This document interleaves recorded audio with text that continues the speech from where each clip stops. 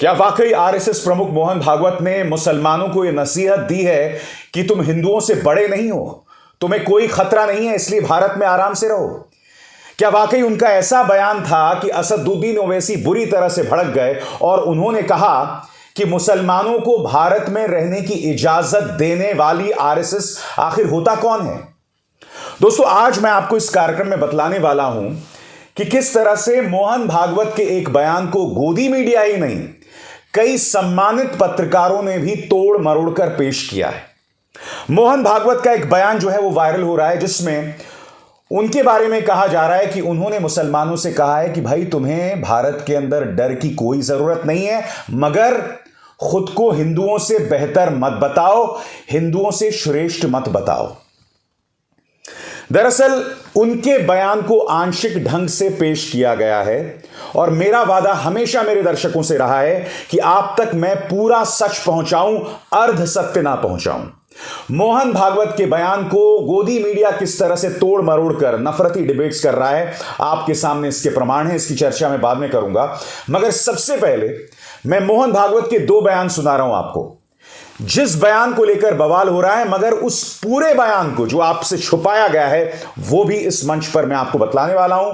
मैं शुक्रिया अदा करना चाहूंगा ऑर्गेनाइजर वीकली का, जिनके यूट्यूब चैनल से मैं आपको यह बयान पेश कर रहा हूं। सबसे पहले जिस बयान पर बवाल हुआ, जिस पर असदुद्दीन ओवैसी ने अपनी टिप्पणी दी, वो सुनिए। इसमें जो आज हमारे भारत में मुसलमान हैं उनको कोई नुकसान नहीं। तो जाहिर सी बात है, इसमें भाव सामने आ रहा है कि वो मुसलमानों को यह नसीहत दे रहे हैं कि भाई, आप खुद को हिंदुओं से बेहतर ना दिखलाएं। मगर क्या वाकई मोहन भागवत ने यह बात कही थी? अब मैं आपको उनका पूरा बयान सुनाना चाहता हूं। दोस्तों, इस बयान में आप ध्यान से देखिएगा, मोहन भागवत कई बातें करते हैं। वो शुरुआत करते हैं हिंदू और मुस्लिम एकता के बयान के साथ, और बाद में वो ये भी कहते हैं कि मुसलमानों को भारत में डर की जरूरत नहीं है, मगर हां, वो खुद को दूसरों से बेहतर ना बतलाएं। मगर वो साथ में ये भी कहते हैं कि खुद को श्रेष्ठ बताने का भाव किसी में नहीं होना चाहिए, ना हिंदुओं में, ना ईसाइयों में, ना किसी और धर्म में। यानी कि ये नसीहत उन्होंने सिर्फ मुसलमानों को नहीं दी, उन्होंने सभी धर्म के लोगों को दी है। मगर जानबूझकर उनके बयान को तोड़ मरोड़ कर पेश किया गया। मैं चाहूंगा कि आप मोहन भागवत के अब इस पूरे बयान को सुनिए और फिर आप समझ जाएंगे कि इस समाज के अंदर जानबूझकर हिंदुओं और मुसलमानों में नफरत का बीज किस तरह से बोया जाता है जब बयानों को आंशिक तौर पर पेश किया जाता है। पूरा बयान सुनिए ऑर्गेनाइजर वीकली को जो मोहन भागवत ने इंटरव्यू दिया था, और फिर आप समझेंगे कि जिस तरह से हल्ला किया जा रहा है उनके बयान पर, दरअसल वो बयान विवादास्पद नहीं है, उल्टा एक सकारात्मक संदेश देता है। मैं जानता हूं कि आरएसएस प्रमुख पर मुसलमानों में अविश्वास है। मैं यह भी जानता हूं कि आरएसएस प्रमुख ने इससे पहले कई बार बहुत गैर जिम्मेदाराना बयान दिया है। मसलन आपको याद होगा जब उन्होंने कहा था कि हिंदुओं को किसने रोका है ज्यादा बच्चे पैदा करने से, और यही नहीं, ऐसे ढेरों बयान दिए हैं। मगर आपने एक बात पर गौर किया होगा, पिछले कुछ दिनों से मोहन भागवत लगातार कोशिश कर रहे हैं कि वो अपनी तरफ से ऐसे बयानात दें जिसमें समाज के अंदर भाईचारे का एक संदेश जाए। यकीनन आरएसएस का एक दोहरा चरित्र है, एक दोहरा चेहरा है, और मैं उसे हमेशा एक्सपोज करते रहता हूं। मगर आज आरएसएस के इतिहास की बात नहीं है, आज बात है कि मोहन भागवत ने दरअसल कहा क्या। मैंने आपको उनका वो बयान सुनाया, और मैं चाहूंगा कि मेरे दर्शक जिन्होंने सुना अभी मोहन भागवत के बयान को, आप खुद बताइए, क्या उन्होंने मुसलमानों के खिलाफ बयान दिया? क्या उन्होंने समाज को दो फाड़ करने का बयान दिया?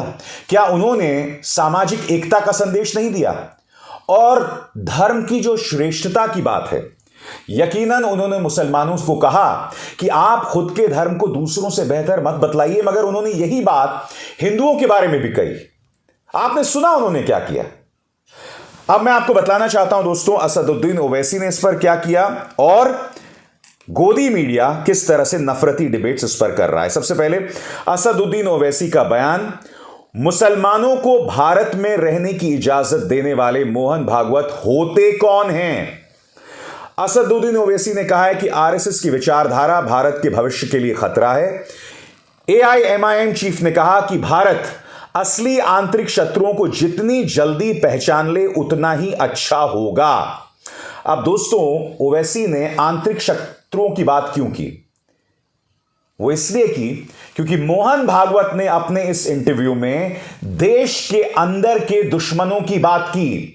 मगर जब वो देश के अंदर के दुश्मनों की बात कर रहे थे तो क्या वो मुसलमानों की बात कर रहे थे? क्या वो वामपंथियों की बात कर रहे थे? किसकी बात कर रहे थे?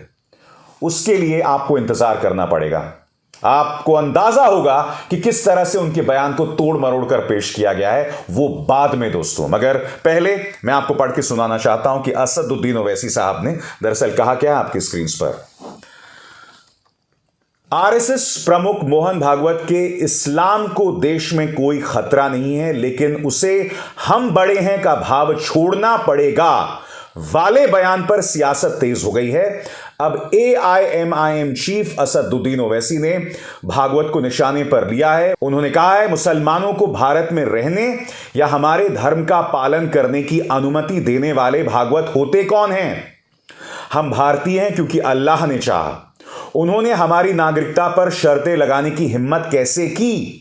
हम यहां अपने विश्वास को समायोजित करने या नागपुर में कथित ब्रह्मचारियों के समूह को खुश करने के लिए नहीं हैं। तो जाहिर सी बात है दोस्तों, असदुद्दीन ओवैसी भड़क गए। और जैसे ही ओवैसी भड़कते हैं दोस्तों, आपके सामने मैं मिसाल पेश करना चाहता हूं कि किस तरह का कचरा गोदी मीडिया चला रहा था। सबसे पहले उस पत्रकार का डिबेट देखिए जिस पर दंगा भड़काने को लेकर केस दर्ज है राजस्थान के अंदर। आपके स्क्रीन पर, हिंदू राष्ट्रीय पहचान क्यों डरे मुसलमान, वर्चस्व वाली सोच किसके दिल में खोट।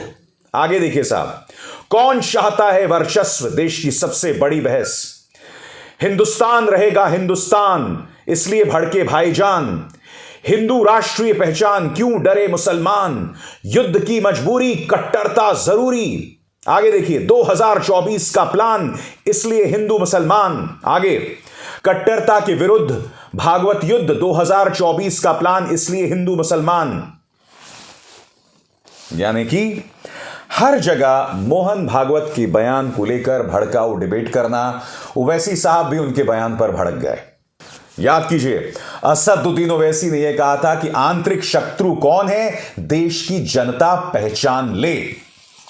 वो इस बात को लेकर भी नाराज थे कि मोहन भागवत ने आंतरिक शत्रु का जिक्र किया। मगर क्या यहां मोहन भागवत ने हिंदुओं के जो आंतरिक शत्रु का जिक्र किया उसमें वो मुसलमानों पर निशाना साध रहे थे? हाथ कंगन को आरसी क्या? मैं चाहूंगा आप उनका पूरा बयान सुने। मोहन भागवत यहां कह रहे हैं कि जब भगवान राम चलते थे तो उनके साथ तमाम जातियां चलती थी। आगे वो ये भी कहते हैं, हम उस देश में रह रहे हैं जहां नीची जाति का होने की वजह से लोग घोड़ी नहीं चढ़ पाते हैं। आपके सामने ढेरों मिसालें, जहां जब दलित बारात निकालता है तो उसे मौत के घाट तक उतार दिया जाता है। जब दलित घोड़ी चढ़ता है तो उसे गोली मार दी जाती है। ऐसी ढेरों मिसालें। मोहन भागवत जब हिंदू के आंतरिक शत्रु का जिक्र कर रहे थे तो इन जातीय कुरीतियों का जिक्र कर रहे थे। मैं चाहूंगा आप सुनिए और आप खुद मुझे बताइए कि क्या मोहन भागवत ने भड़काऊ बयान दिया। सुनिए वो क्या बताइए। साफ तौर पर कहा जा रहा है दोस्तों, मगर थ्रू आउट मीडिया, पूरे मीडिया में एक तरह से भड़काऊ बयान चलाए जा रहे हैं कि मोहन भागवत ने मुसलमानों के बारे में नकारात्मक बयान दिया और उनके इस बयान के बाद वर्चस्व की लड़ाई हो गई है, कट्टरता सामने आ गई। ये तमाम बातें की जा रही हैं। ओवैसी साहब का रिएक्शन आया और फिर गोदी मीडिया चढ़ गया उस पर। मैं आपसे पूछना चाहता हूं, इससे नुकसान किसका है बताइए? किसका नुकसान है? क्योंकि देखिए, भारतीय जनता पार्टी चाहती है कि ओवैसी साहब के बयान को तोड़ मरोड़ कर पेश किया जाए, क्योंकि उनके बयान को जब आधा अधूरा पेश किया जाएगा तो समाज के अंदर वैमनस्य पैदा होगा, समाज के अंदर नफरतें पैदा होंगी। और जैसे ही ये होता है, जैसे ही ओवैसी साहब भड़कते हैं तो जाहिर सी बात है बीजेपी का काम हो जाता है। यही तो ये लोग चाहते हैं। मैं आपसे पूछना चाहता हूं कि किसी भी न्यूज चैनल ने मोहन भागवत साहब ने जो सकारात्मक बात कही उसका जिक्र किया है? मैं समझता हूं आप लोगों में से कई कहेंगे कि भाई आरएसएस का एक इतिहास है, अब सर आप उसे कैसे भूल सकते हैं। मैं नहीं भूला हूं।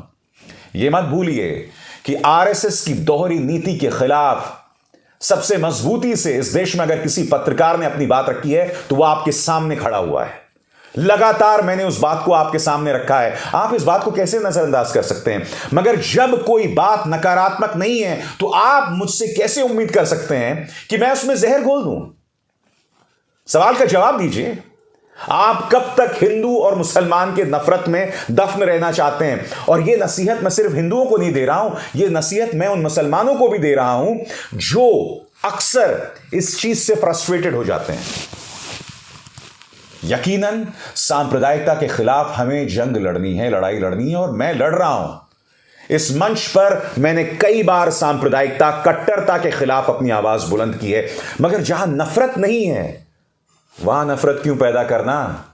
आपने सुना मोहन भागवत ने क्या कहा। पहली बात उन्होंने कही कि श्रेष्ठता का भाव किसी धर्म में नहीं होना चाहिए, ना मुसलमानों में होना चाहिए, ना हिंदुओं में होना चाहिए। दूसरी बात, इन्होंने हिंदू मुस्लिम एकता की बात कही। तीसरी बात, जब वो आंतरिक शत्रुओं की बात कर रहे थे, आंतरिक दुश्मनों की बात कर रहे थे, तो उनका मतलब जातीय कुरीतियां थीं जिसके अंदर दलित जो है वो बारात नहीं चढ़ पाता है। क्या गलत है इसमें बताइए? तो बेवजह दोस्तों उनके बयान पर बवाल मचाया गया।